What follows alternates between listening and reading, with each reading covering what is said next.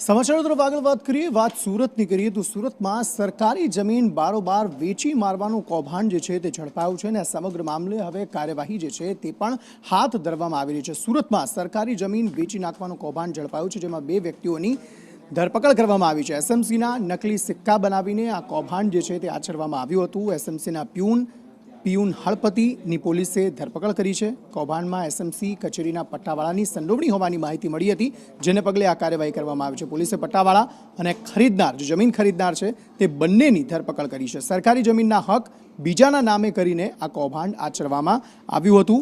Bogus બાંહેધરી પત્ર અને કબજા રસીદ રજૂ કરી આ કૌભાંડ આચરવામાં આવ્યું હતું। આઝમ સાલે આ અંગે વધુ માહિતી આપી રહ્યા છે। આઝમ,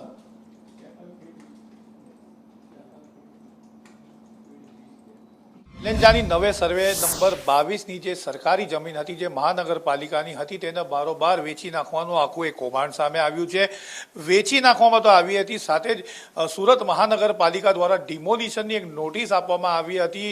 મૂળ માલિક જે બની બેઠેલા માલિક આપણે કહી શકીએ તે હતા, અને ત્યારબાદ આ સમગ્ર કૌભાંડ બહાર આવ્યું છે, જેના અંદર ઉત્તરાંત પોલીસની અંદર સરથાના ઝોનના જે કાર્યપાલક ઇજનેર છે તેમણે આ ફરિયાદ નોંધાવી હતી। પોલીસે તપાસ શરૂ કરી હતી, જેના અંદર સામે આવ્યું છે કે ઓફિસમાં, સરથાના ઝોનની ઓફિસમાં પટાવાલા તરીકે કામ કરતો હતો કલ્પેશ નથુભાઈ હળપતિ, સુરેશ ગોપીલાલ અગ્રવાલ અને એનો ભાઈ વિજય દુધીચંદ અગ્રવાલ જે છે તેમની સામે આ ફરિયાદ દાખલ કરવામાં આવી હતી, જેમાં મહાનગરપાલિકાના જે એસએમસીનો પટાવાલો છે એની ધરપકડ કરી લેવામાં આવી છે।